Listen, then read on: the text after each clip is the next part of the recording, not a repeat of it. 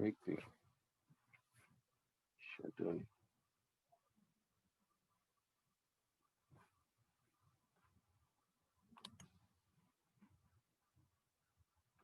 Hunter. Devil.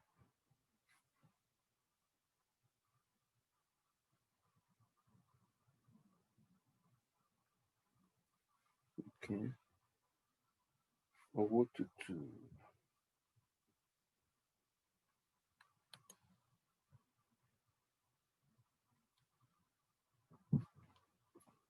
Hello, everyone. Hello. How are you all doing? Good, and yourself?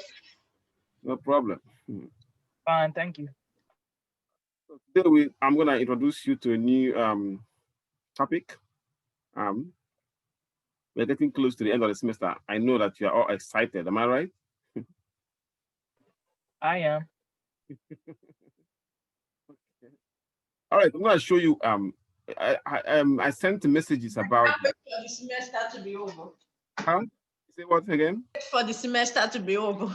Don't worry, we are getting there. You know, once after Thanksgiving, semester is gone. It's just you know, rounding off. Yeah. So I sent messages about the handout for today. I hope you have access to it in the file section. Now, I want to show you something. There is no quiz or assignment due this weekend, but you have many assignments due on. Can you see my screen? Hello? Yes.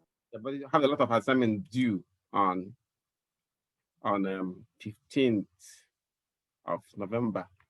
As you can see here, you have from here, you have homework, as well as homework number 11, due November 15, number 12. I've moved all of them to this so that you have time to keep to. I recommend you do 2 of them every week so that you can, by the time you go to 15th, you'll be done with all of them, okay? Hello? Hello? Hello, class? Hello? Yes. I recommend you do 2 a week so that by the time you get to 15th, you will not be overwhelmed.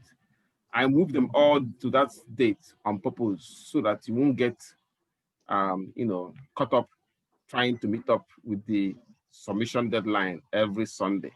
So that's why I moved it to this 15th, all of them. So again, I recommend start doing them now so that by the time you get to 15, you might finish all of them. I wanted to make it more flexible for you. Otherwise, normally I put 2 or 3 every weekend. But please do it because if you wait for the last minute, it cannot be changed. The date cannot be changed. So take your time, but be sure to have them done by 15th. And like I said, the earlier you start with them, the better for you. The same thing with the quiz. You have 1 quiz due on the 15th. And then Excel assignment, I move the rest to December 13 so that you have time to more flexible time to do that. Okay? So that means we're gonna finish before December 20. Of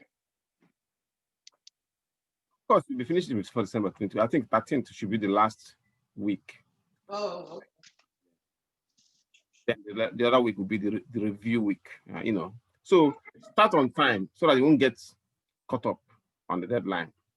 Like I said. Now, I already shown you where the handout is in my announcement. Okay? It's on the files. Handout. If you click on files, you can see it will open up a list. We're now in lecture 8, which is this one right here. Lecture 8 is the probability distribution. This is what we'll be doing today. I've already opened mine, so if you like, you can also open yours. We'll also be using another handout that is called statistical table today. It's here already, so I have everything there for you. Questions before we start? Any questions? Before we start, any question? No. Okay, let's begin then. So today we will be looking at probability distributions, precisely the discrete probability distributions. Yeah, I'll share it. Now, when we talk about probability distribution, discrete, we are talking about, let's start with the basic information, a random variable. A random variable, we say that they are random variable because their values are determined by chance. I'll give you an example. Remember, I said at the beginning of this semester that many examples will be doing in statistics and probability. We'll be using an example from gambling because this principle of probability was developed by gamblers. And so if you look at this dice, if I toss this dice, any number can show up. I have no control over that. 3 can show up, 1 can show up, 4 can show up, 6 can show up. So it is a random variable. How about this? Number of siblings that the students will have, your fellow student will have or have already. You have no control over that. It's random variable to you. From looking at it from your own end, it's a random variable. How about this? Number of time buses arrive at the bus stop.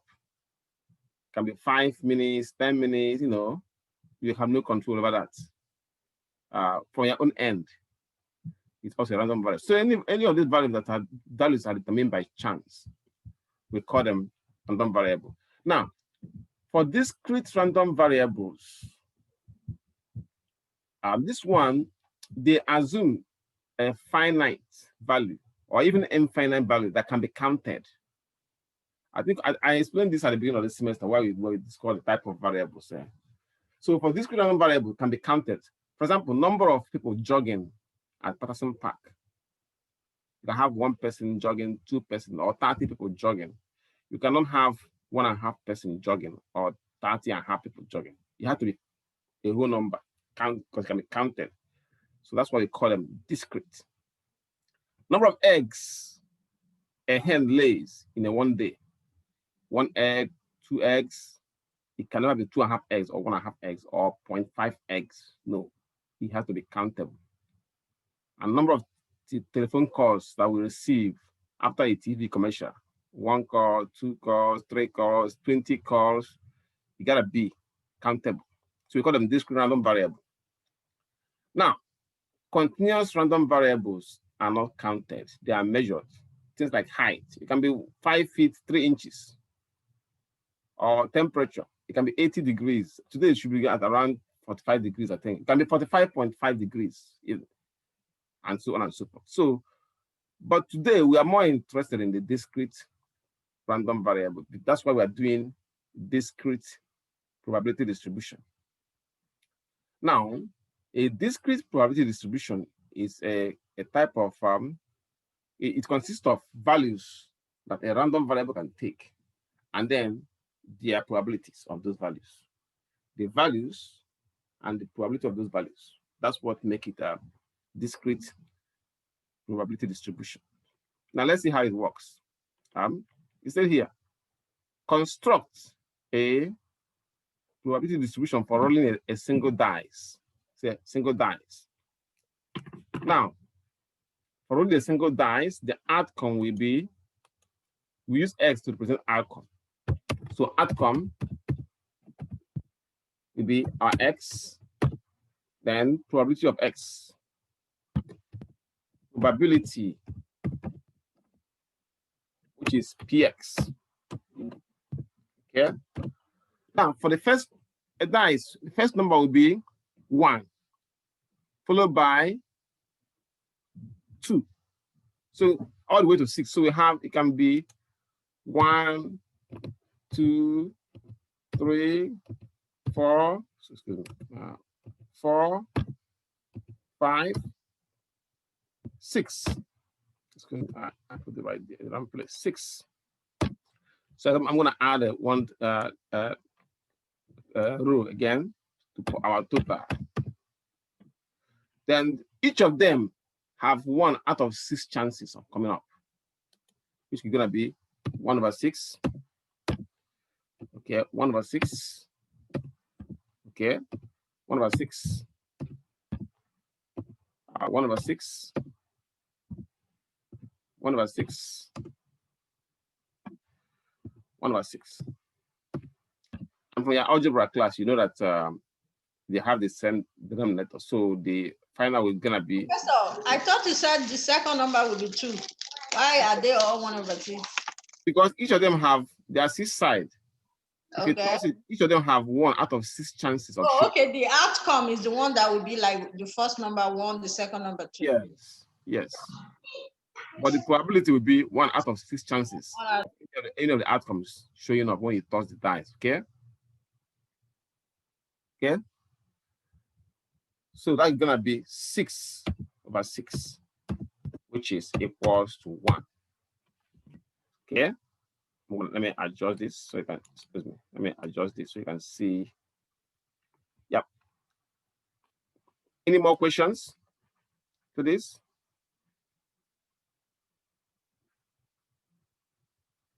Any more questions? Good. No. No more questions, right? Okay, I'm looking for the where we are. Okay, we're here. All right. Now let's look at this is the probability distribution because see it has the outcomes and it has the probabilities. So this is an example of probability distributions. Okay. Now another one says, since there's no question yet, says represent graphically the probability distribution for the sample space for tossing 3 coins. So let me move this down a little bit. For tossing 3 coins. For tossing 3 coins, I have solution.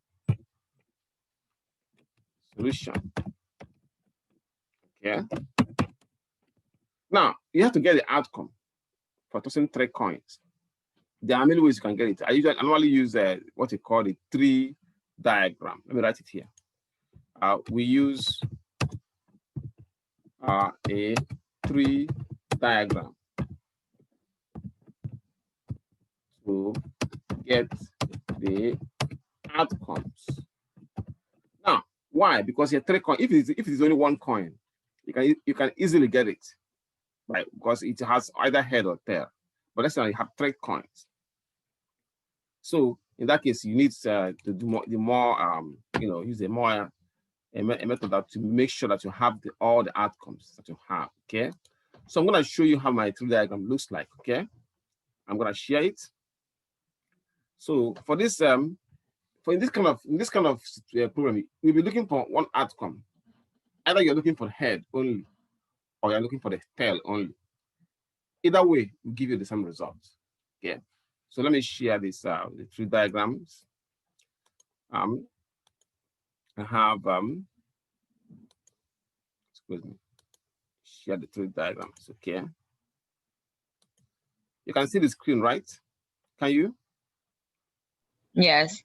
Now we use excuse me, our outcome for the this one. So because it's a head, so H is for head, okay? Head. And T for tail. Okay. Tail. So you can just adjust it. So now first toss. Remember it starts from here, the coin, the 3 coins, okay? The first toss, I call it the first toss. Because the first coin, 3 coins. First coin we have head. Let me start. Let me put start here. Coin. So the first coin we have head. Okay, so I'm gonna insert this. We have head or tail showing up. The first coin. So I'm gonna change this to head. Head or tail. Okay. the second coin. So for each of the head or tails, each of these head or tail will have head or tail. So second coin, we're going to have head or tail. And on this side, on the tail side, we also have the possibility of having head or tail. And we join it with the line for each of them. Head, okay. Got one here, tail. And okay, this one, head, okay, tail. Now, the third coin, before we now tally our outcomes. Third coin, let me change this. Now, this side here, in 1 minute, let me show something. Okay, I'll make sure you're seeing this. But okay, good, very good. Now, for this side, each of these outcomes we have, this one will have head and tail, head and tail, head and tail, head and tail. So we put it here. We put it right here. Okay, head, tail, head, tail, head, tail, head, tail. So again, for this one we have head, okay, got tail,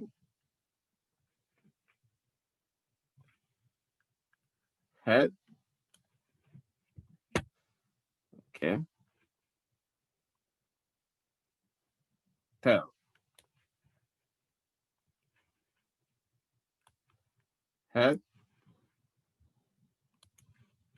okay, tail,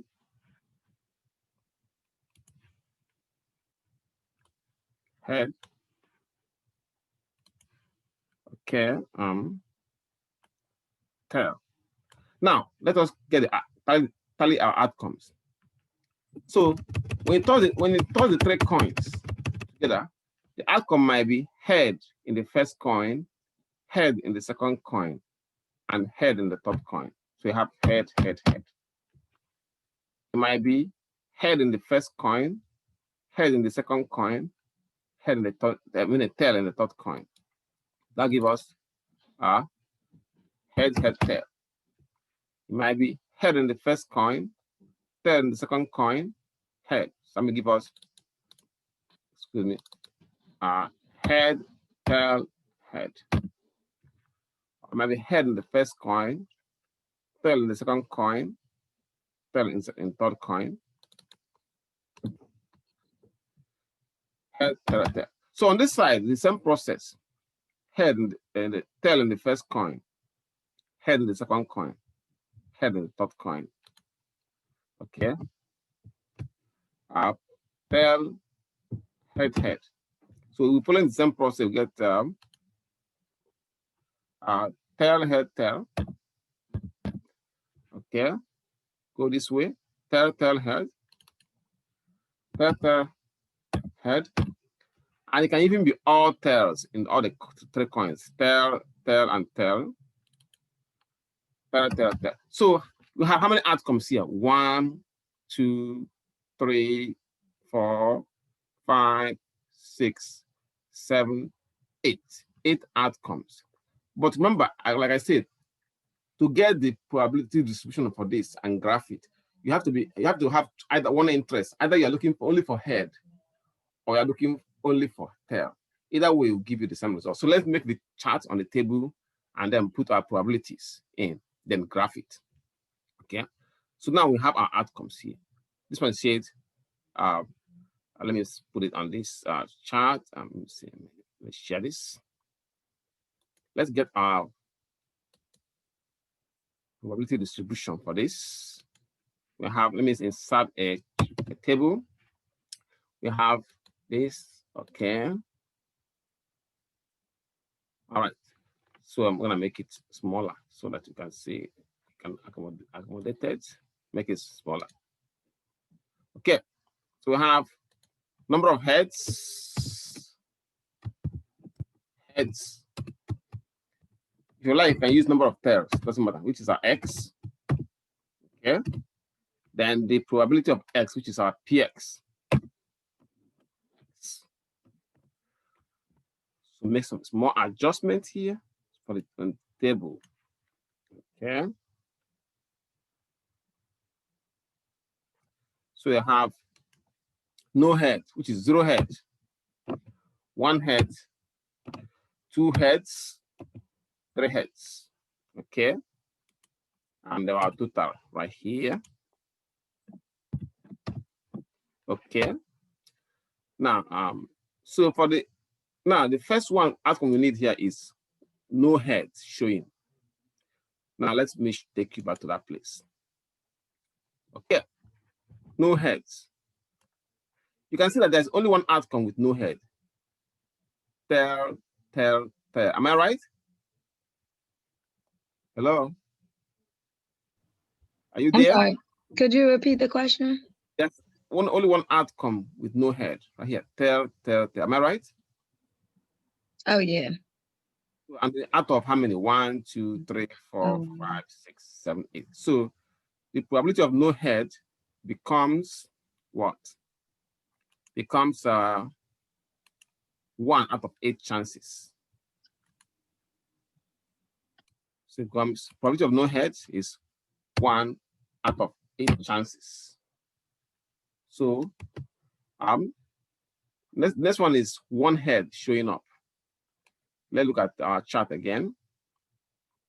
For 1 head, how many outcomes shows only 1 head? We have this one shows 1 head. Say 1, 2, 3. So only 3 outcomes out of 8 outcomes showed 1 head. So that the probability of 1 head, I'll take you back to the screen, it will be 3/8.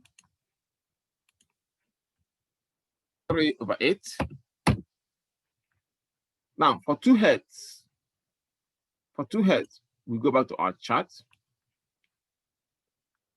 How many show 2 heads? This one showed 2 heads, 2 heads, 2 heads. Only 3 of them show, 3 outcomes shows 2 heads.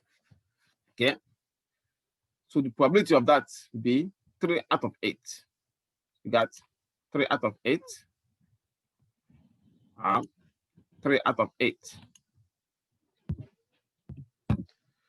Now, last but not the least, will be 3 heads. Again, we go back to our tree diagram of 3 heads.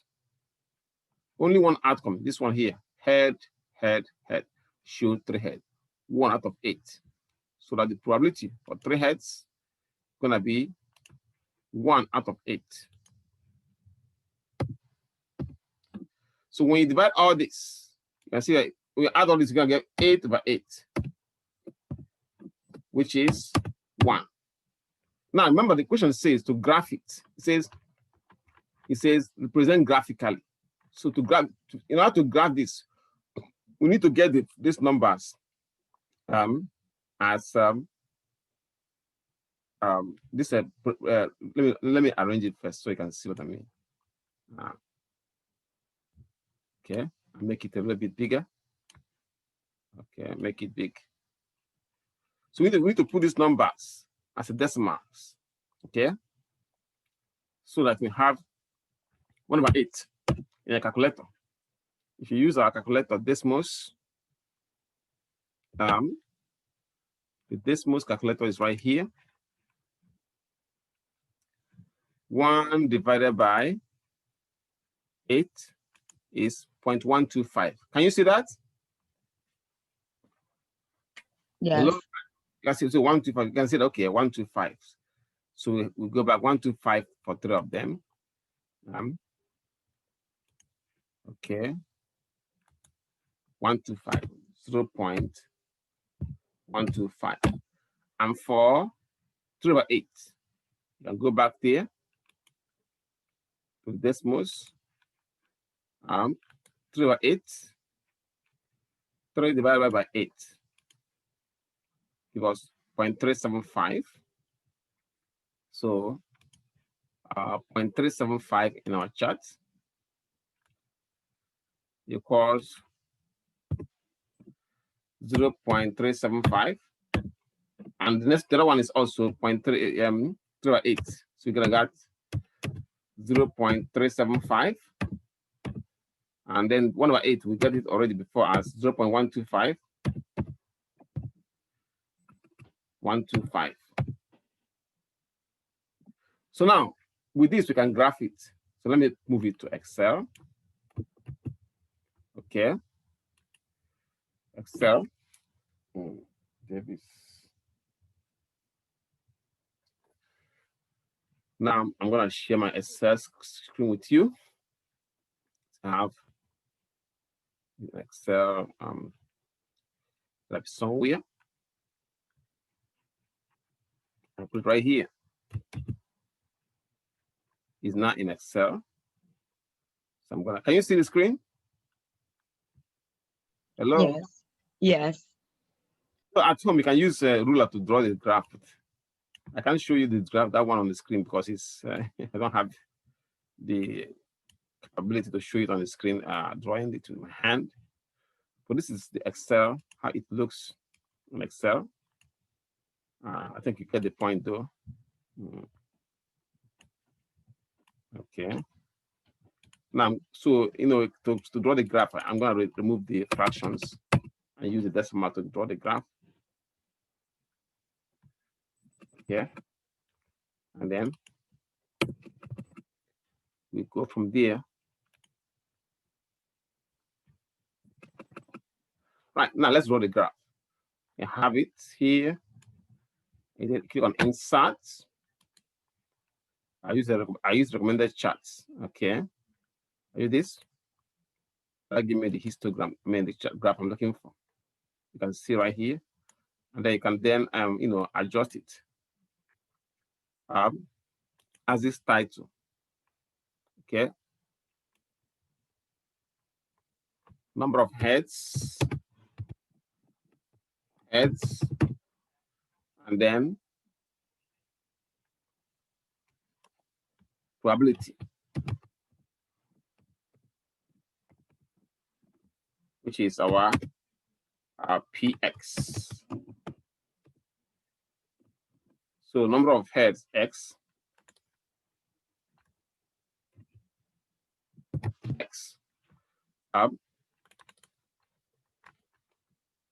cost of 3 coins. Okay, now I can copy this and then move it to, I can make it because it's a histogram. Anyway, this is okay. I can just make it copy this and then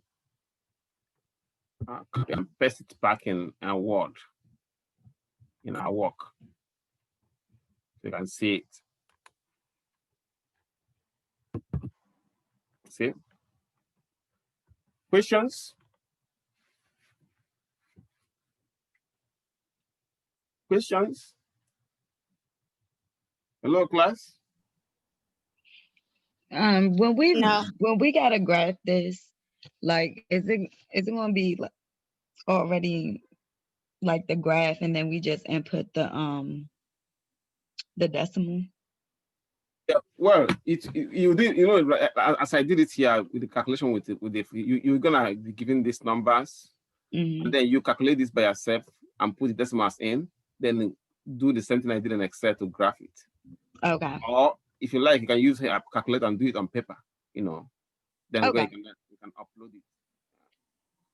But usually in the homework, they will give you the put the numbers in right there already and have the graph. When you finish working on the paper, then you go and click on the graph and choose the graph that looks like what you have on paper, you know. Gotcha. Okay. Any questions? So when you when you get a chance, try this one, right? Just for practice, okay? Not for grade. In this case, they give you the outcomes already. No, so just use this to find it, get a total of this one, find the total, and calculate the probabilities like I did, and then use this outcome and the answer you got for your probability, then graph it. You know, it's just the same principle. Yeah. So this will bring us. Any question before I continue? Any question?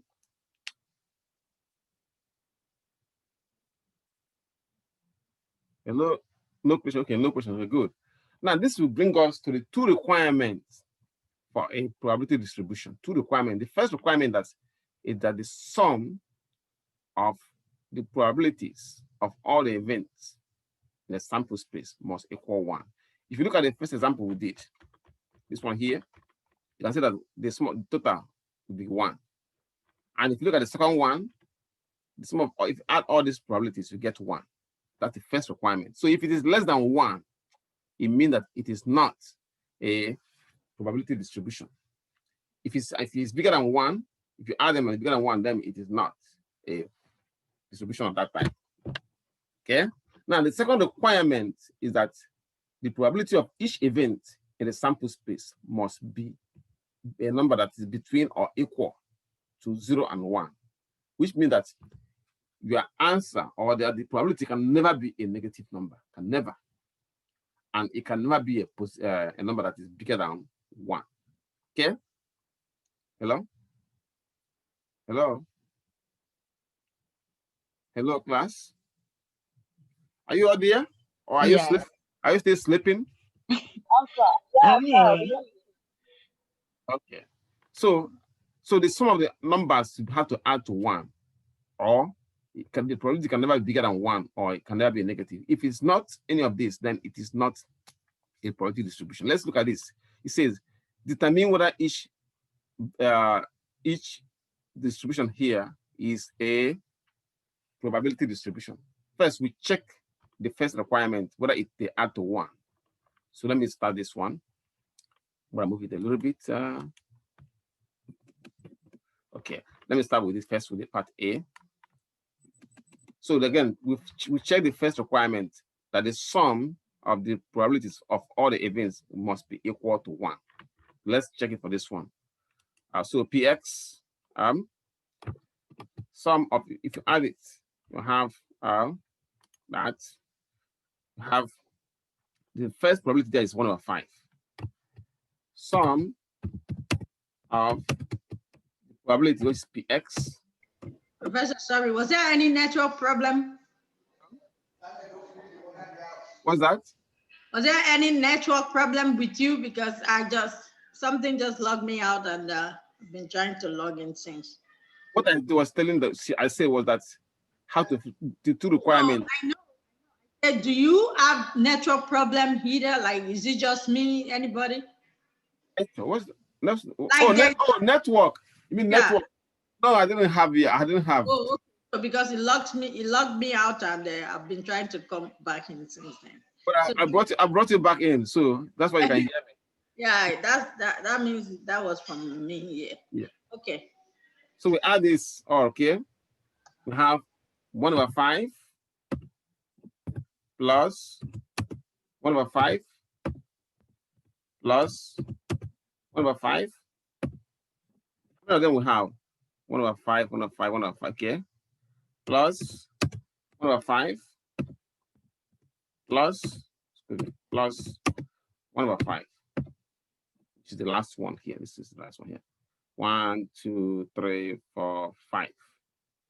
So 1, 2, 3, 4. So this will give us, for your algebra class, you know that when the denominators are the same, you just have 5/5, which equals 1. So the answer to this one is yes, because the sum of the probabilities equals 1.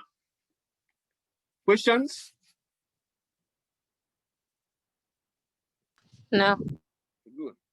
Let's do part B. Part B says, is this a probability distributions? Is it? I can see the answer is, I can see it right away. Remember the second requirement. The second requirement is that the sample space, that the probability cannot be a negative number or greater than 1. Here, I don't even have to do any work, because I can see that the first probability is a negative number. And this one is greater than 1. So the answer is no, because one of the probability values is a negative number, and another one is greater than 1. So that means it is not a probability distribution, because it failed the second requirement. Questions? Questions?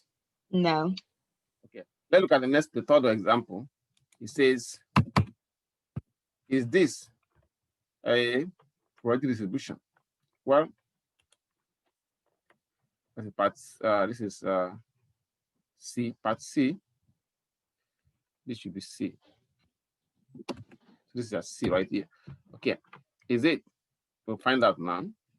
So we have sum of probabilities, that's Px, equals 1/4 plus 1/8 plus 1/16 plus 1/16. Now this one, they don't have the same denominator. This one have a denominator of 4. This one is 8. So we cannot do a simple addition. We need the LCM and the rest of them. But there's a way around it. Decimals.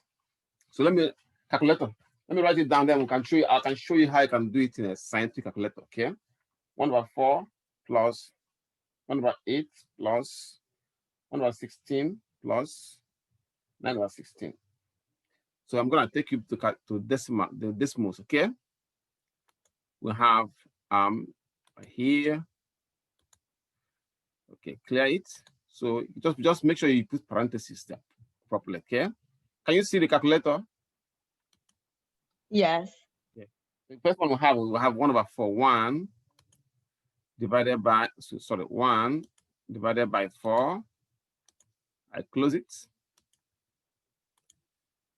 Plus next one was 1/8. 1 divided by 8. Okay, close it. Okay, plus got 1 divided by 16. Okay, close it. Okay, plus we got 1, sorry, not 1, a mistake, not 1. We have 9 divided by 16, then close it. So you can see the answer is 1. So that means it is a probability distribution because it passed the first requirement of being 1. So the answer is, that question is 1. So it's yes, because the sum of the probabilities Px equals 1. Now, when you have the chance at home, test this one, part D, I mean to say, at D by yourself, see if it is a probability distribution. You can just do it as a practice at home, okay? Any questions before we go to the next thing? Question for me? No. Okay, good. Now let's look at the mean, variance, and standard deviation of a probability distribution. Now I know that we have done the mean, variance and standard deviation of a frequency distribution.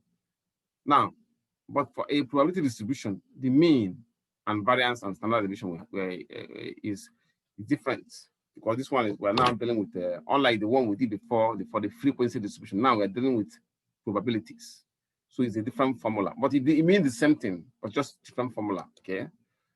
Now, so let me take you to how to get the mean formulas.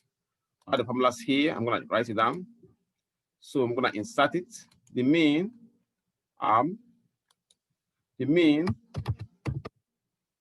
which is we use the symbol, the Greek. You can see the screen, right? Yes. You use the Greek letter mu. Yes. Can you see the screen or not? Yes, we can. Yes. So this mean equals the sum of, okay, the sum of x, okay, times the probability of x. I'll give you the mean. Okay, I'm gonna put this on there so you can see it like in larger form. The sum of x times probability of x. These are the computational formulas. Mean is sum of x times probability of x. Okay. Now the variance, I'm going to take it to the variance. Okay. Variance equals the sum, some mistake, the sum of x squared,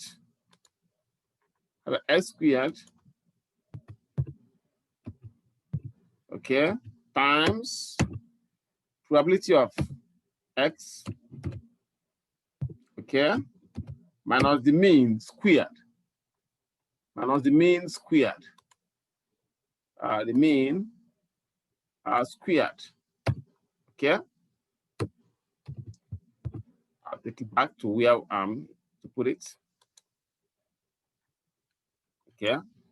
That's a variance right there. Variance. Now the standard deviation is, as usual, is the positive square root of variance. That's the square root of variance.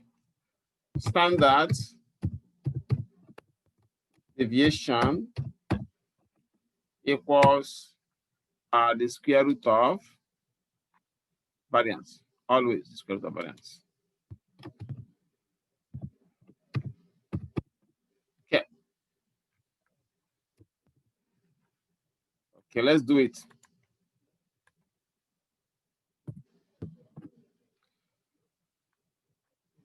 Okay. So you can see all this, right? Yes. I have it right there. You can see. So the mean is sum of this symbol here represents the sum of x times probability of x. Variance will be sum of x squared times the probability of x minus the mean squared. The standard deviation is the square root of variance. So with that, let's try one example. Maybe you can try this one at this number 5. I will leave number 5 and number 6 as a practice for you. Let us try this one where we can apply it. It says here, a bank president. Let me share it with you. Say a bank president. I'm gonna move this down a little bit and move this one away. Say a bank president feel that each savings account customer on average has on average 3 credit cards. The following distributions represent the number of credit cards people own. It says find the mean, variance, and standard deviation. Then Is the vice president correct? Yeah, I'm gonna move this to the next line so that we can have enough room for this. Okay, first thing we do is to have a table of values. And because of the fact that if you look at our formulas here, I'm gonna bring it down. The formula, the mean is x times px. So one of the columns will have this value, s times px. The variance is x squared times px. So one of the columns will have this. So let me put it here. The columns we have here. Oh, this one is the one I want you to try as well. Let's look at this. So I'm gonna put solution.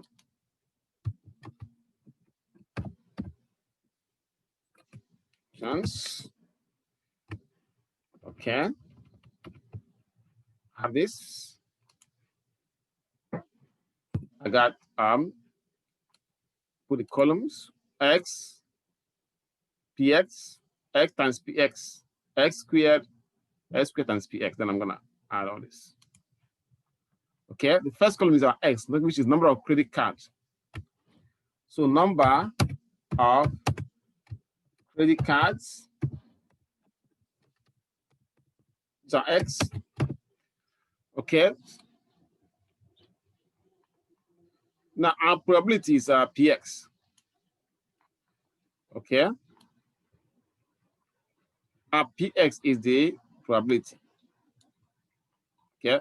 So px. Then we have our x times px. X times px. We have our x squared. We have our x squared times px. There's another way of doing this, but this one is the shortcut method. Okay. Shortcut method. So the number of credit cards, they give us the numbers already. 0 credit cards, 0, 1, 2, 3, 4. The probability is given also 0.18, 0.44, okay, 0.27, 0.08, 0.03.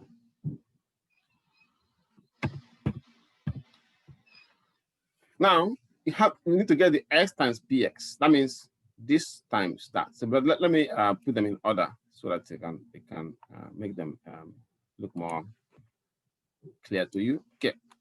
So it means x times ps means 0. This number here times this time. So 0 times 0.18 by any number multiplied by 0 is 0. 0.18.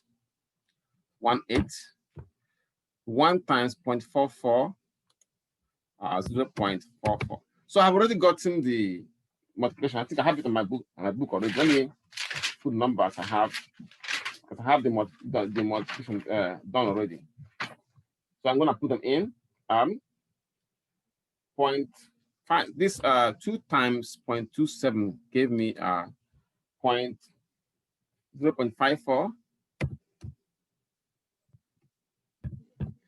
Then 3 times 0.08 gave me. You can always double check this with your calculator.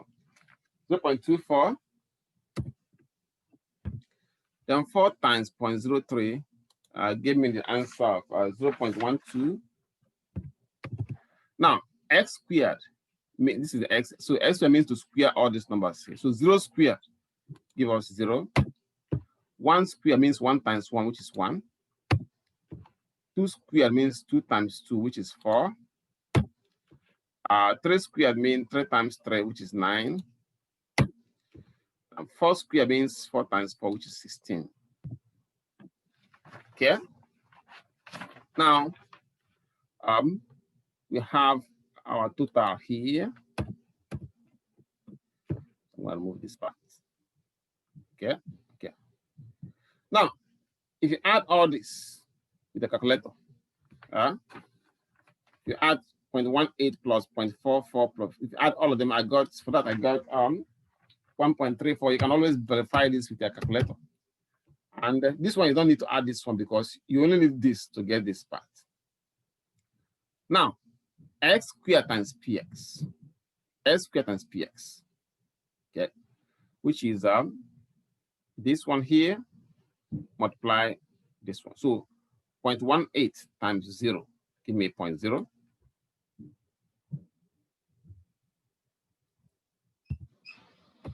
You know that I made a mistake here. 0.0 times 0.18 here will give me 0.0. 0.0. See? Because 0 times the number is 0. So this one is given to them. 1 times 0.44 give me 0.44. Here. 4 times 0.27. For that I got 1.08. Then 9 times 0.08. For that one I got 0.72. Then 16 times 0.03, I got 2.72. Okay. Now we add all this. I got I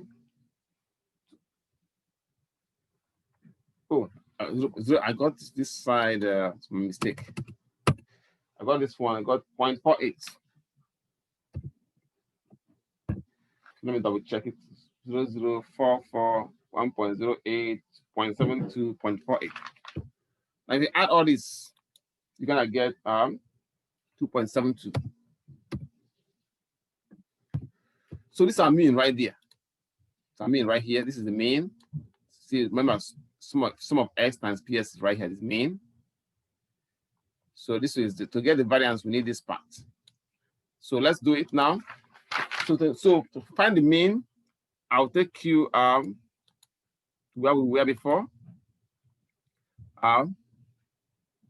Excuse me. I want to share this. So the mean. Mean equals mean mu. Okay. Mean mu equals sum of x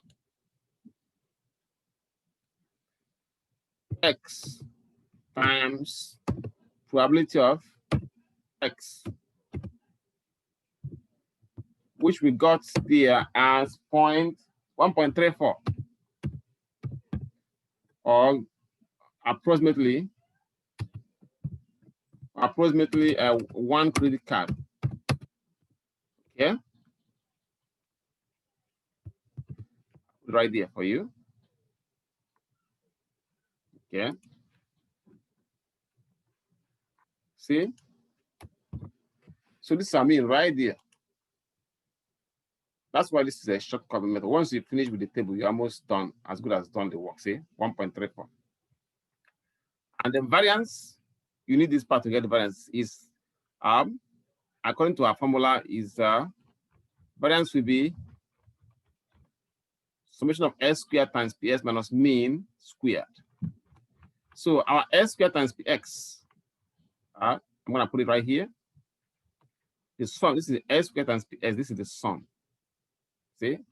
So that the variance will become variance equals sum of s squared times px s squared times px. And see s squared, okay, times px minus mean squared. My mean squared. The mean is right here. Squared. Which means sum of s squared times px. If you look at the table that we have there, you can see that the sum of s squared times px, see, s squared times px, and the sum is 2.72, and the mean is 1.34. So you have 2.72 put it in that formula, 2.72, 2.72 minus the mean squared. The mean is 1.34 squared.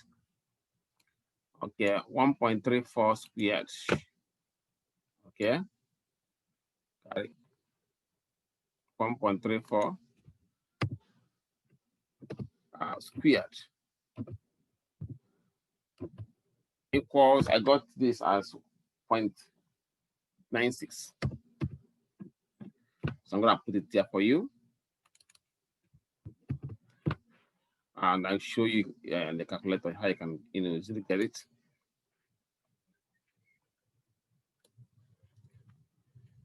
Okay. So that is variance of this. So you got 2.72. I can show you how you can get it directly from the calculator. So let me write there decimals or decimals. Okay. You have 2.72, 2.72 minus the mean. Square mean is 1.34. 1.34. Close it and then square. Say 0.92. So I got 0.92. I think it's typo that I put 0.92. 2.72. Yeah, 0.92. So questions? No. So now the standard deviation will be square root of variance. Okay. Standard deviation will be the square root of variance. Standard deviation equals square root of variance.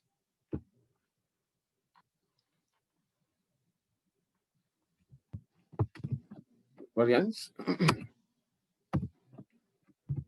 which is square root of, we got 0.96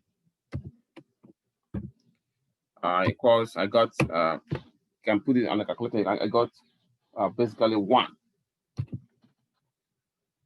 Okay. So that's just 1.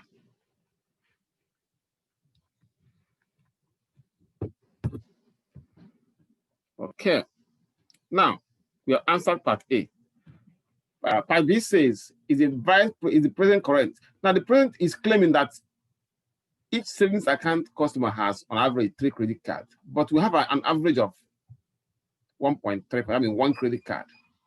So if the question says, is he correct? The answer is no. So B, no, because each customer have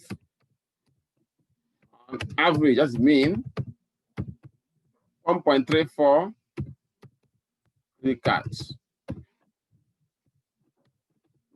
Not three, as he claimed. He claimed they have 3 cards, but they have an average 1.34 credit cards or 1 credit card. Basically, 1 credit card. Any questions? Questions? No. Okay. No. Let us take a short break. Is it because it's greater than 1? Is that why you're saying it's no? Because the mean that we find mean as is 1. Yeah. Mean average. Is it because the average is greater than 1? No, because the average is 1. See, this average will have your mean is 1.34. Yes. But he claiming that they have on average 3 cards. So 1.34 means that they have one card on average. So that's why it is incorrect. Yeah. Yeah. I'm sorry, I do have a question. Go ahead, ma'am. Is it possible for you to send this to us or me? I mean this what I just did. This example. Do you usually recorded your class at all? I recorded, but for me for you to be able to open it, I have to you have to be make it public in YouTube. So I don't want to do that because of your privacy. Okay. So if I make it I tried it once, made it private, but you guys could not open it. That means you need to log in. So for me to make it open, so make it available to you, I have to make it public, so that I can now send you the link. But if you are able to log into Canvas, is it still going to? I remember I sent you one. That's the one I sent you before. Nobody commented say, were you able to open it? I sent you a link, and nobody was able to open it. The link that you sent, when you went to it, it said you had to log in. It said it was private. Yeah, did you if you log in, did you log in? No, I didn't get to that part. I didn't know there was a login. Like I logged into my own YouTube account. Yeah, if you log in, you can't have access to it. Yeah, that's what I'm saying. If we log in, like we're logging into Canvas, are we going to have access to it? No, because you have to log in. For you to have access, you have to have my own login information, because it's private. So for me to make it that way, you're asking me that I have to make it public in YouTube, so that when I send you the link, you don't have to log in anymore. You just click on the link and watch it. Get what I mean? You can't make it public? I can make it public, but because of you guys now, your privacy, with your name showing, on the on YouTube. You know what I mean? I mean, I personally, I'm fine with it. I don't know about everybody else. So do you want me to do that then? If you want me to do that, I will do it, and I can send you the link. Yes, I would like you to do it. So does everybody want me to do that? That's fine with me. I'm okay with whatever you do, but can you just send me this example, like this example? What I'm gonna do is, do you receive my messages when I send a message in your text? Yeah, is it through there? I can send it after the class. Okay. So I can download it. Okay. But you only see the handout. You won't be hearing me because the video is different. You only see what we did today. That's all you can do. Okay, that's fine. See what I mean? Okay, so we can't hear you talking. We can just you only get the handout. For you to hear me talking, then I have to upload this and make it public in YouTube. Then I can send you the link. With that link, you can watch it again. You see what I mean? Right. Yeah, we said we was fine with you doing that. So we might take a vote on this. If you support that, just type yes in the chat room. So I will check it after the class and then upload it. Okay? Okay. If everybody say yes, then I will upload it and then send you the link so you can watch it. Okay? All right. I just responded. Okay. So now let us take a short break.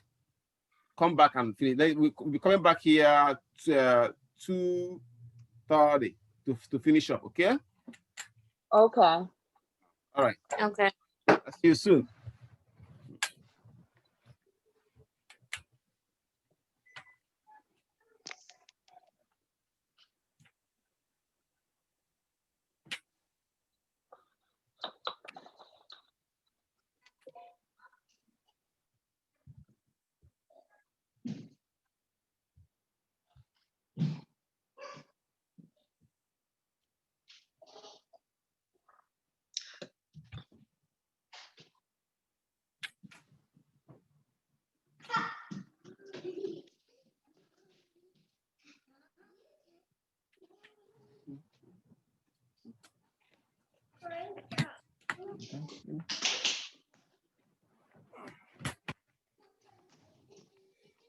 Let's see. Oh, I got it.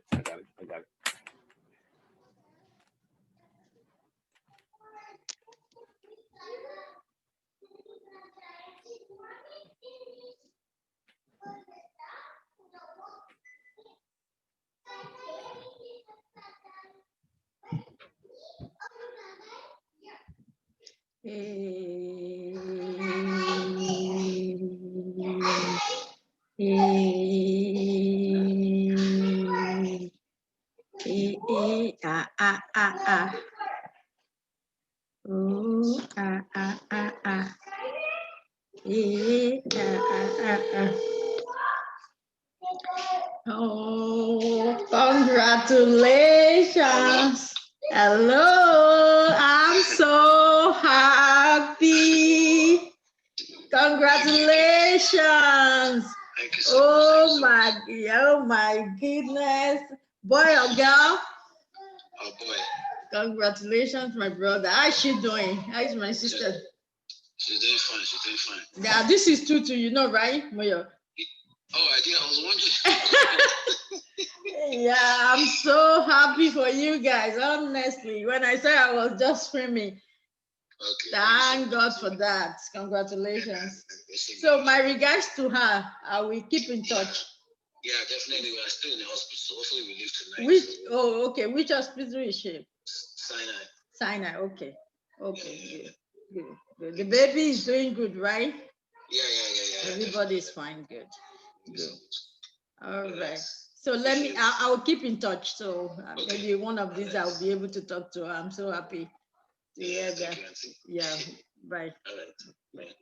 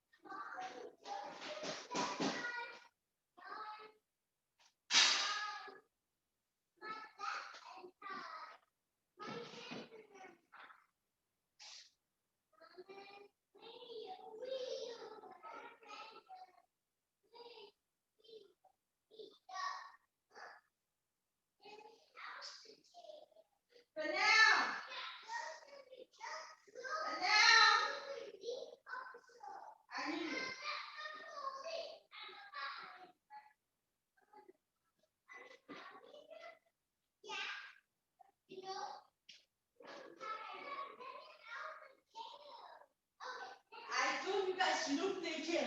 No, nobody's in here.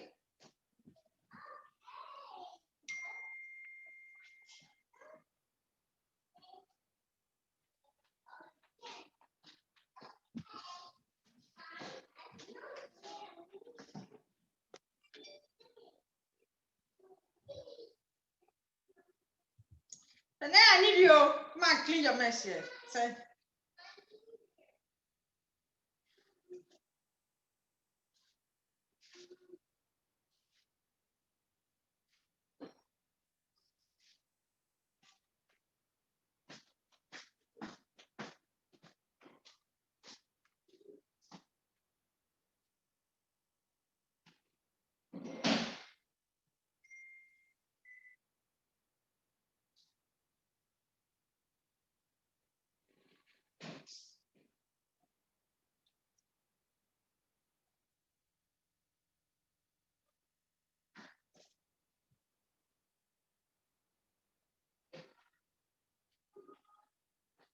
Daniel!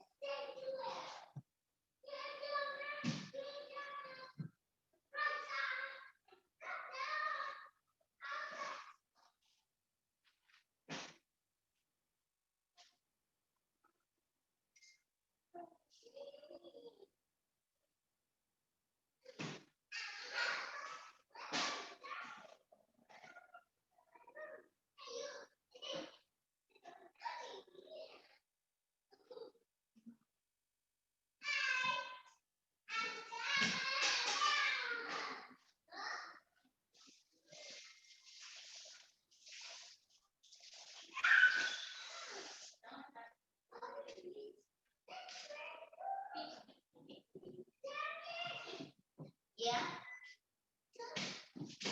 Daddy, what are we doing upstairs? Mommy, take your white pen. Daddy, take your white pen. I'm reading all the stuff.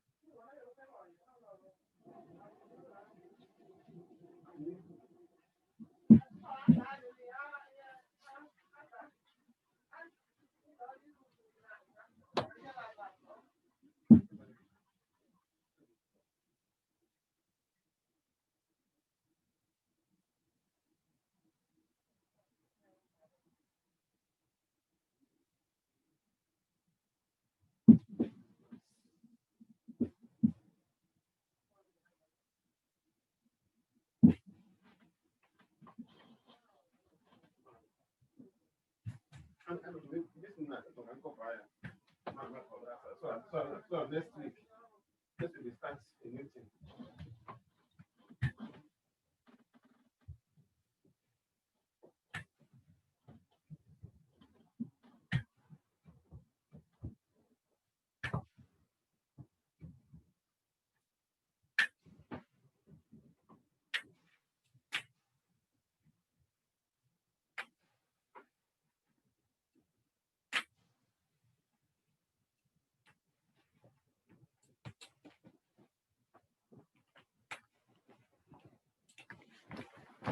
Okay.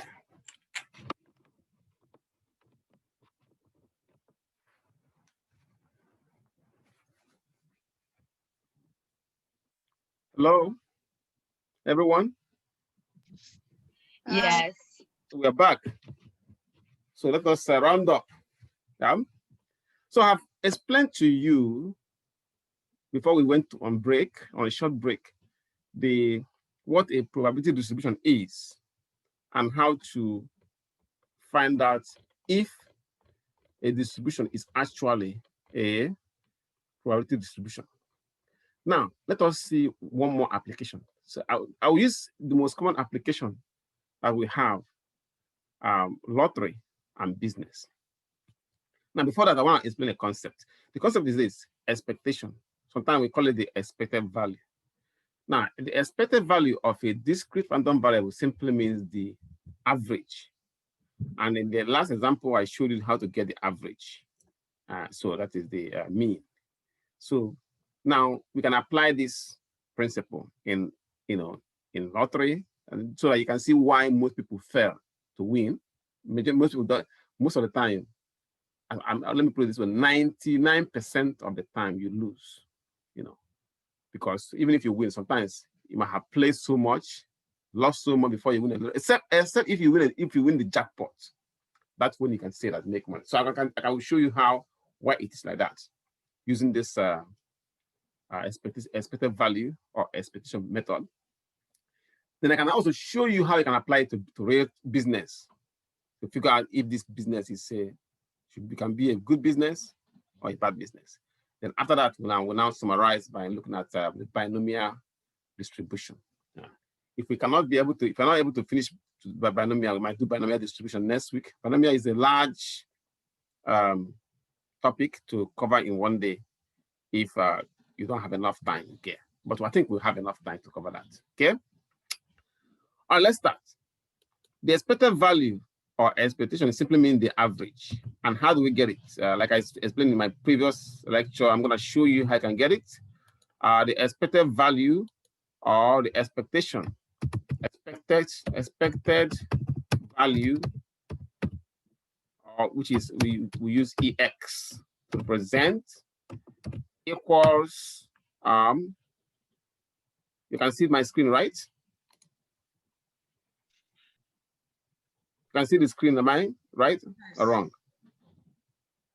Hello, Yes, class? yes. Okay. So it's sum of X. Sum of X, okay, times the probability of X. That gives us the expected value of a random variable or a discrete random variable. The sum of X times the probability of X. So I'm going to put it right here. So having this formula in your head, we can proceed. Our first application will be to lottery. Then I'll do another one for business. Now look at this lottery. Can you see the screen, the question? Hello? Yes. Yeah, I can see the screen. So we're working on number 8 now. It says, a lottery offers one $1,000 prize, one $500 prize, and $500 prize. 1,000 tickets are sold at $3 each. Find the expectation if a person buys one ticket and if the winning ticket is returned to the pool after each draw. So let's start. Solution. Yeah. This is the lottery, right? You either win or you lose. Okay. In this case, 1,000 tickets are sold. That means the probability of, let's use X, win, we represent with X. Okay. So that the probability of win of X will be, you bought one ticket. Your chance of winning will be 1 out of 1,000 tickets, which is 0.001. Not even up to 1%. Okay. Now there are how many prizes in this particular lottery? There are how many prizes? We have one 1,000 prize, one $500 prize, and $500 prizes. So there are 7 ways you can win, 7 options. So that is probability of losing, that you lose, will be, okay, 1,000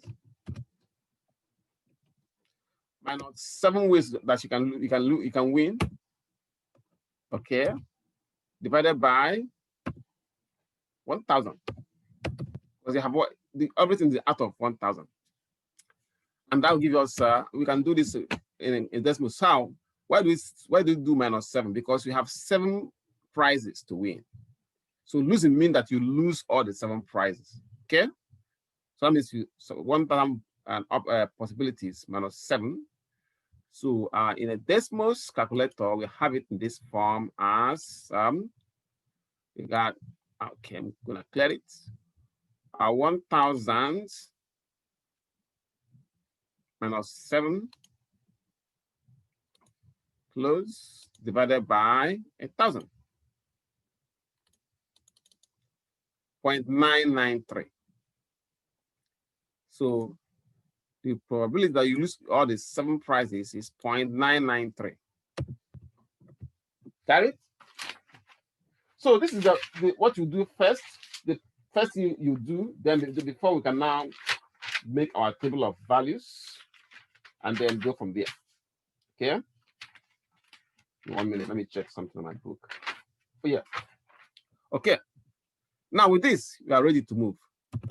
Win X, which is I. Oh, I'm gonna put it. Okay, we have 5 prizes, win, and then okay, 1, 2, 3, 4, 5, 6, 7 prizes, and this. Okay, we're gonna have here. So I'm gonna move this probably to next page. Okay, so I'll make it So where did you get the 7 from? because you know they have 7 prizes to win.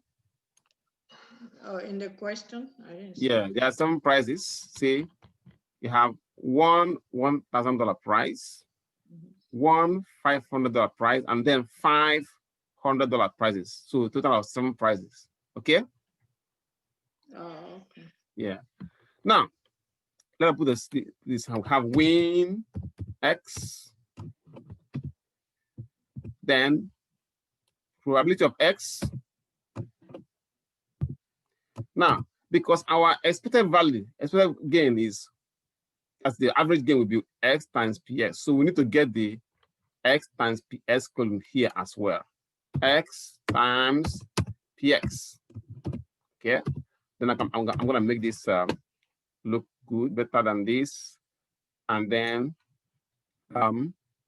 make it larger so you can see it properly.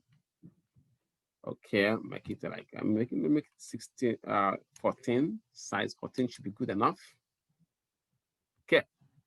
So this is a win X. Now, there's one more thing that is important here. Suppose you win, you are lucky and you win $1,000 prize, right? The lottery will write you a check for $1,000. Am I right? Right or wrong? Hello. Okay. Can you say it again? Suppose you are lucky and you win the prize of the $1,000 prize. The lottery will write a check for you for $1,000. Am I right? Right. Good. But actually, remember you paid $3 already. So that means actually your main win, their actual gain is not 1,000, even though they will give you a check on that, but they can't give you the money you paid for the lottery back. So your actual gain will be 1,000 minus the $3 you already spent, which is going to be 997. Am I right or wrong? Yes, you're right. So you're going to have 997 here, 997 instead of $1,000.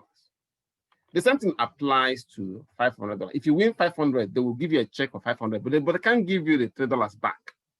You already spend that. So your actual gain or net gain will be $500 minus that minus the $3 you already spent, which is $497.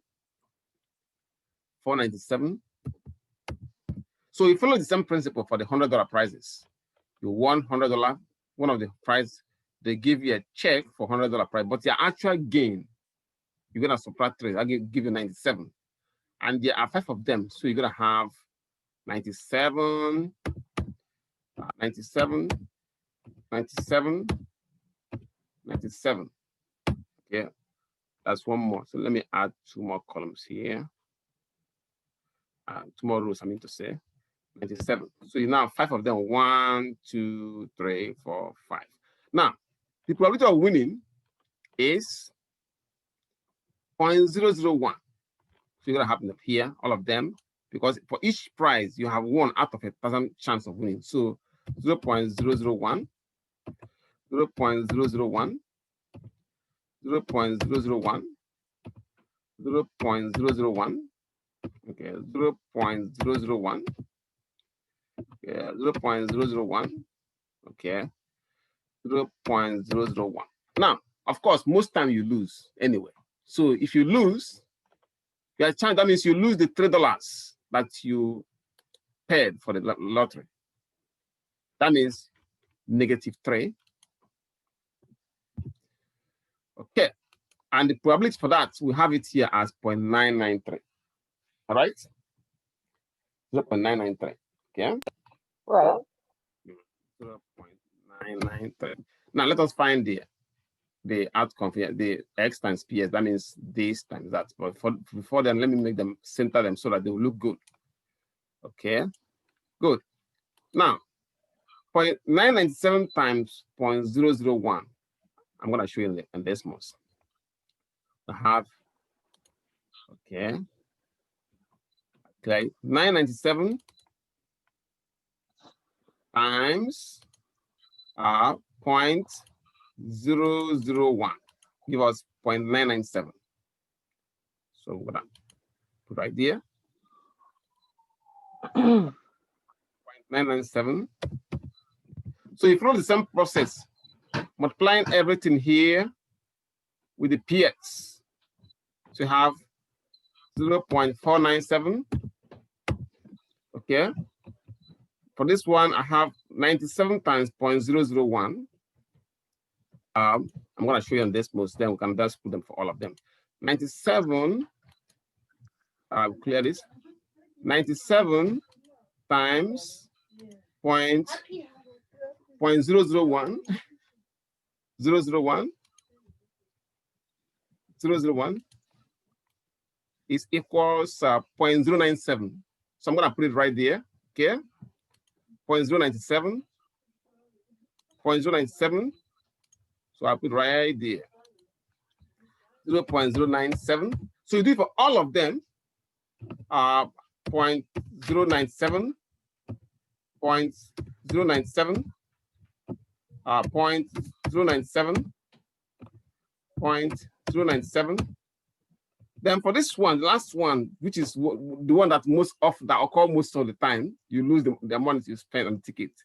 -3 times 0.993. I'm going to show you here. We have -3, right? -3 times 0.993 give you -2.979. So -2.979. We have -2.979. Now let us find the total. Now, most of the lottery, total is always the average, which is the average gain, is negative, which means a loss. Okay, and that is very anybody can see that because most people that buy lottery lose. It's only once in a while we see about somebody winning a jackpot. You might win a few dollars, but before you win those few dollars, you already spent a lot. Okay. Anyway, let's add it. So you can see that our expected win, expected gain. That means total here, which is our expected gain. We're gonna add all this. Okay. To make this addition faster, I can take this to take us to decimals. Okay. Professor, sorry, where did we get -3 from? -3 because when you buy the lottery, you pay $3, right? Oh yeah. So when most time you lose, when you lose it, that means it's gonna be -3. Oh, okay. Okay. So now we're gonna add all this, and then in decimals, let's take it to decimals and add it. Okay. I got clear this. The first one is 0. I have it. Let me have it written here, so I can put them in. 0.99. The first number we get was 0.997, right? 0.997. Okay. Plus second number I got was 0.497. Am I right? Yeah. Plus then I have 0.097. 0.097. I have 5 of them. Okay, plus 0.097 plus 0.097. Okay, plus there are 5 of them. 0.097. 1, 2, 3, 4, 7 plus 0.097. Then last one was -2.979. So I'm going to put that in parentheses. -2. I missed the plus sign. So plus, I'm going to put in parentheses, negative 2.979. You can see that the answer becomes -1, which represents a loss. So I'm going to take you back. Okay. Which means a loss, -$1, which is loss. Okay, I'm gonna highlight it, make it bold and highlight it, so that the expected value, remember the question says, it says, find the expectation if a person buys 1 ticket and if the winning ticket is returned. So this is our expectation right here. So I'm gonna put it in a mathematical form. I got here expected value, which is -1, okay, equals -$1, $1, which is loss. So if you win, I mean people still win. You have to be lucky to win. You really have to be lucky to win it. There's no way you can predict it, because the way you have seen it yourself, the probability of winning, that it is very slim, 0.001, which is not up to even 1%. So like I say, you win. I mean, you buy more lottery, you have increased your chance of winning, but it's still based on luck. People buy hundreds of tickets. Yes, they didn't win. They win some will be winners, but not significant winners. Okay. Then the lucky ones can buy even 1 ticket and won the jackpot or win the jackpot. Questions for me? Any questions? No. Okay. Now let us try this our last example today, because like I said, binomial will take us a long time, so I will reserve that for next week. Okay. The binomial distribution. Okay. Let us try a second example. Let's look at this one. The one I did for you now have 7 prizes. Let's do the one that have only 1 prize. Okay.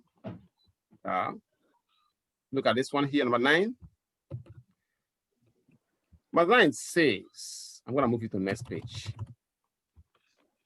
So after this, we'll do our last example. After the second one, I'll do how we can apply it to business. But let's look at a case where there's only 1 prize in the lottery, which is, it said 1,000 tickets are sold at $1 for each color TV. So the color TV is valued at $350. That's the value. So that means if you buy a $1 ticket, that means you are trying to win the TV. That is worth $350. So what is the expected value of the gain if a person purchases only 1 ticket? Good.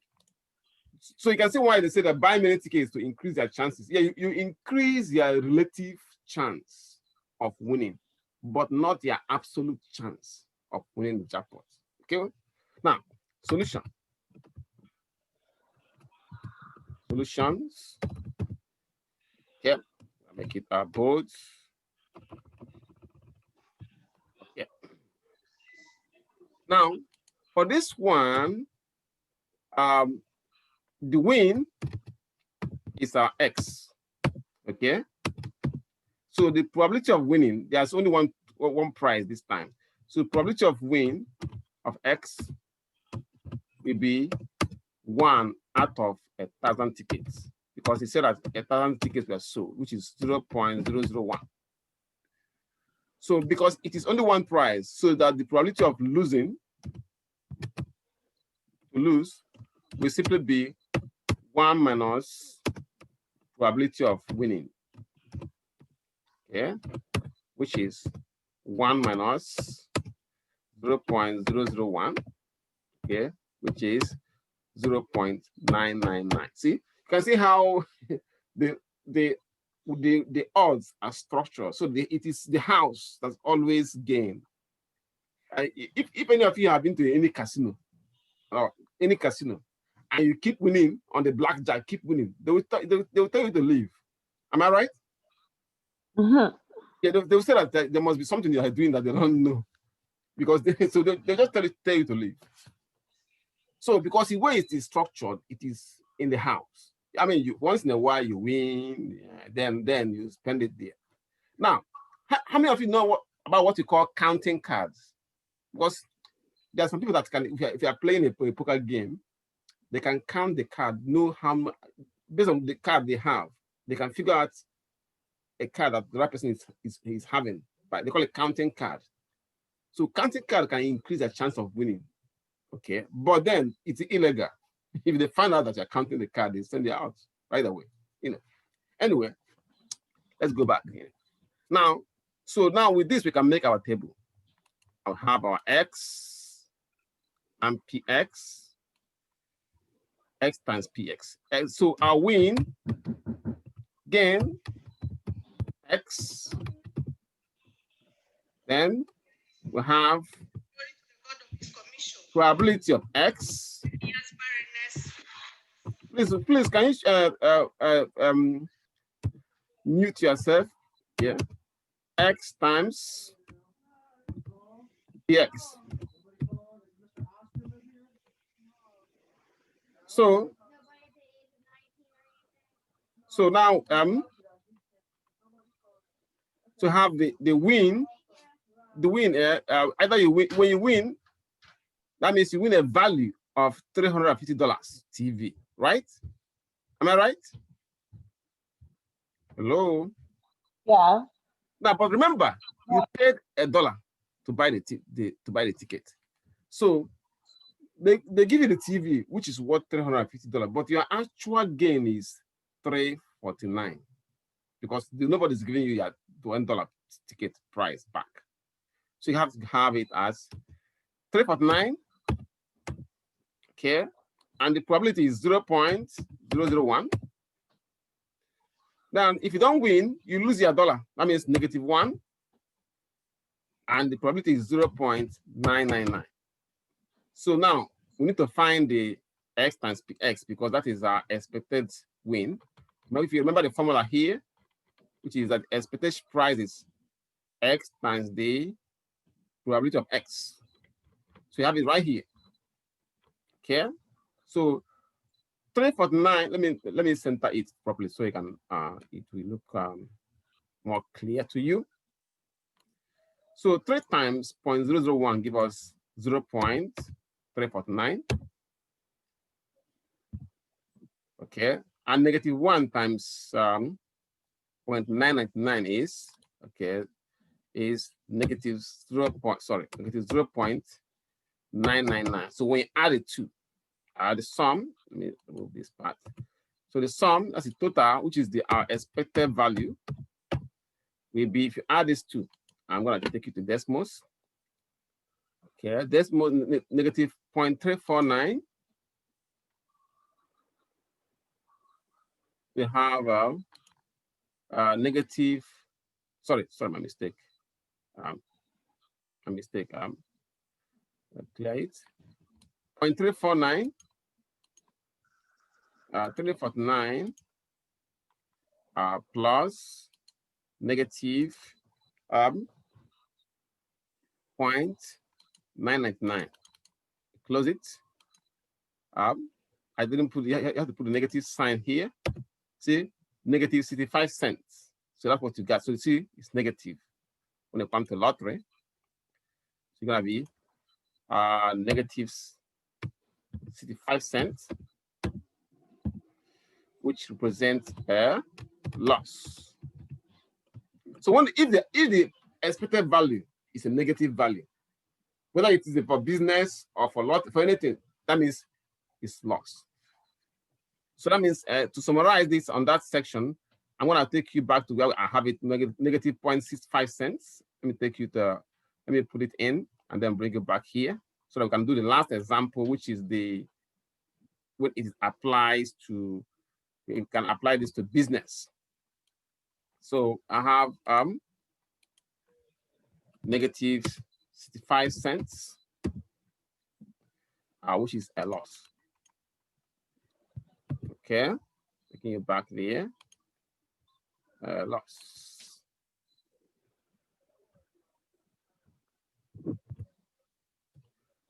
Okay.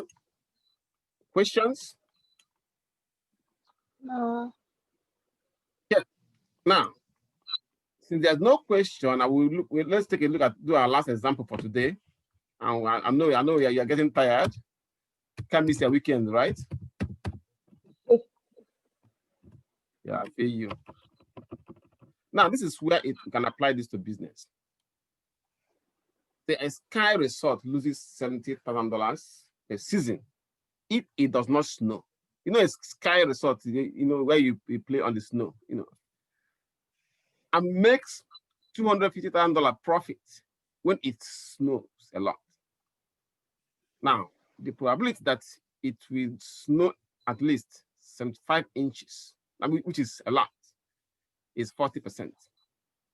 Find the expected value for profit. Now, this expected value is what insurance companies uses. When you apply for your car insurance, they look at they have already calculated the probability of having an accident in your neighborhood or your car being stolen in your neighborhood. Because these are all business. So they already factored it in based on the type of neighborhood it is, the parking space in that neighborhood. They always ask you this when you apply for insurance. They ask you, are you renting? Are you owning? Do you park your car in the street or not? It's just to figure out the risk. They already factored it in. So when they put those information in, and then plus your driving records that shows whether you have a higher risk of having an accident, if you're a carless driver or not, they can now give you a price. That's why somebody who lives in a different zip code for the same insurance pays more than somebody who lives in another zip code because of this. That is the expected value. Once they put them in, the computer will just calculate the expectation and give them the price that they can make profit from. When they check all this, if this is a negative value, they'll tell you, "We are sorry, we cannot insure you at this time. Check us again." You know what I'm talking about, right? Mm-hmm. Yeah. So yeah.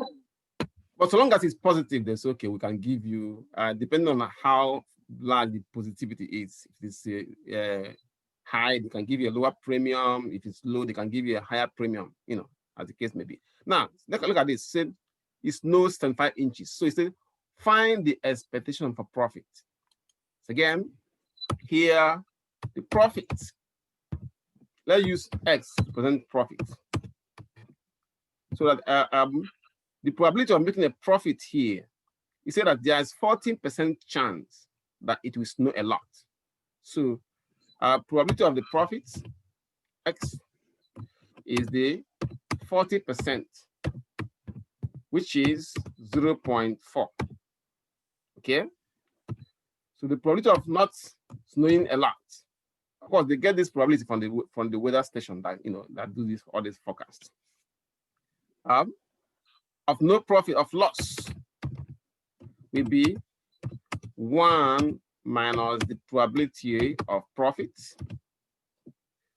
okay, which will be 1 minus 0.4, which is 0.6. Now with this, we can now make our table.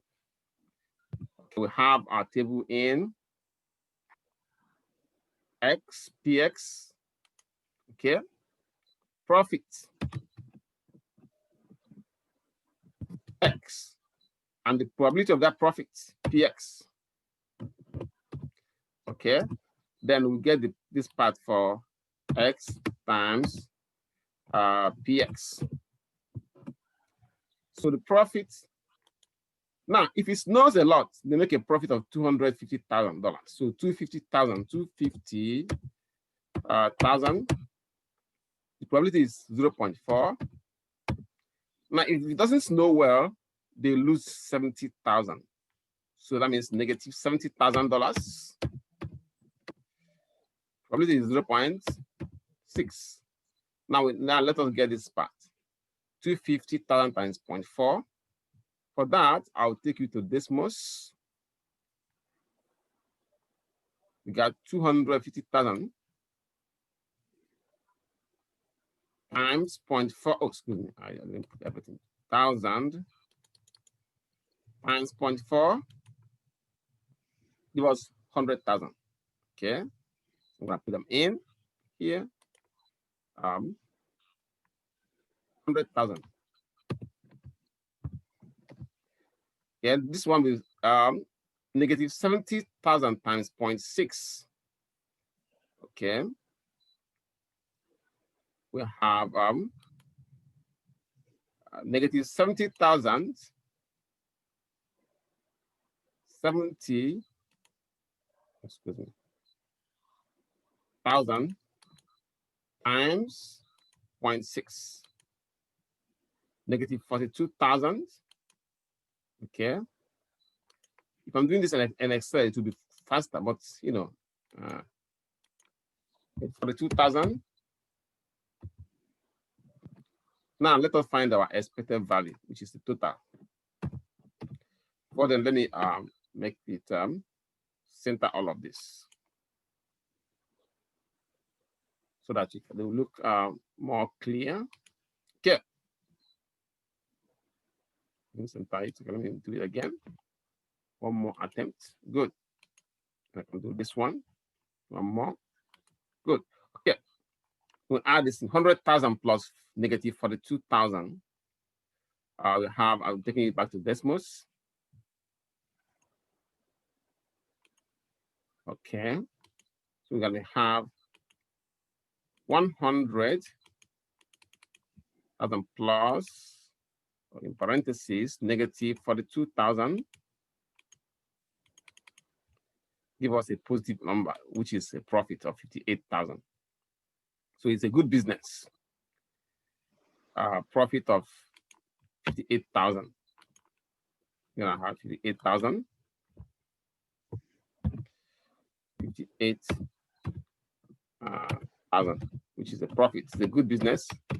This may not be the actual amount you make in that, but I think it's sure that it's gonna lead to a positive outcome, which means that the expected value, the expected gain, okay, expected value will now become 58,000. Oh, excuse me, 58,000. 58,000, which is a profit. Profit. So if you can figure out the probabilities of any business you want to start, of certain things occurring, you cannot get the exact amount, exact probability, but at least an estimate. That's why some people say, let us do maybe a feasibility study before you can go into this business. You know. Questions for me? No. All right. So next week we begin with binomial. We finish binomial next Saturday, and then we can now do normal and the rest of them. We are halfway. We're almost done with the class. Now, you guys say you want me to make, have this video for you. If you have not, if I look at the chat room and everybody says yes, then I can make it available in YouTube and send you the link, so you can always watch it at home.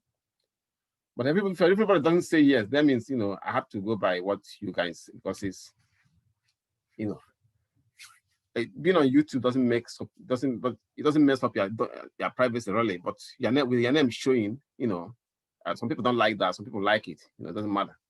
So tell me what you decide. I'm gonna look at the chat room, and if everybody says yes, then I'm gonna upload it and then send you the link so you can watch it. Meanwhile, somebody said that she wanted me to send her a copy of the all this work I did on the screen. I will send it. Yes, I'm gonna upload it in a, if you receive my messages in as text, right? Yeah. I'm gonna put it there now and then send it to you. Then I will send it to everybody will have access to it. So when I put it there, so long as you're in that app, you will have access to it. But yeah. I don't receive messages from you through text. You don't? No. Who am I talking to? Megan Davis. So put your email. You have to email me your cell phone number so I can put it in. Okay. When I put it in, then when I put it in, they will send you a text and you're gonna reply yes. That way they can put you in. So then in that case, each time I send a message, that way you will receive it as a text. Okay. Okay. I'm So sending it. I see you guys next week. Let me check the chat room. Don't go yet. Let me check the chat room, see how many people responded, and then I can tell you an answer right away when I'm gonna put it there or not. Okay. Okay. Look at my chat room. I got okay. 1, 2, 1, 2, 3, 4, 5.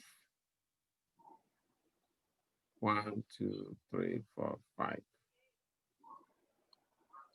Who else?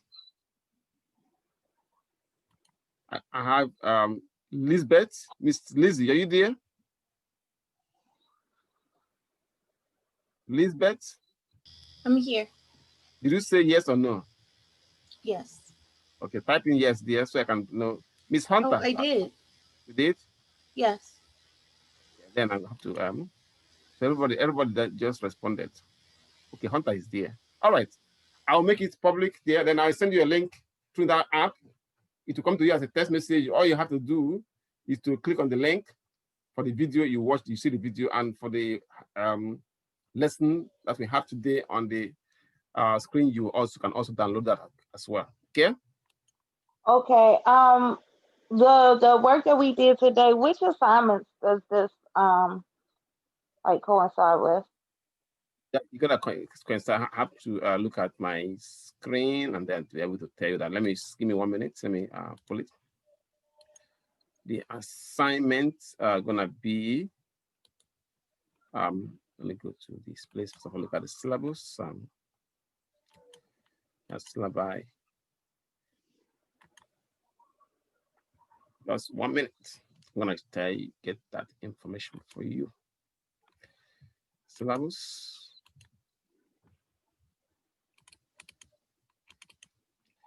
Okay, let's see.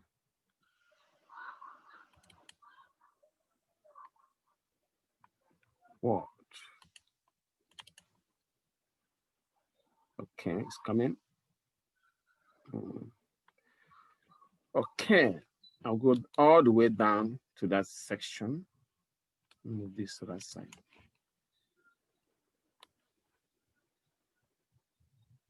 Yep, I got it. So it is for chapter 5. So 5.1, 5.2 homework. 5.1, 5.2 homework. Okay. Don't go. Let me make sure very well. Make sure that 5.1, 5.2 homework. I'm looking at their class. Okay, look at the assignment. Come on. Okay. Yeah, 5.1, 5.2 homework. Yes. Homework, Okay. homework number 10. Okay. Homework number 10. Okay. All right. All right.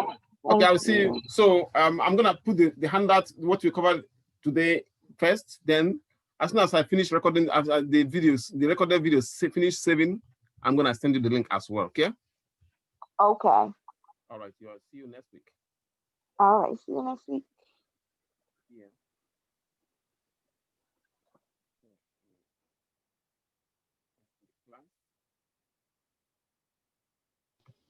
Thank you. You're welcome.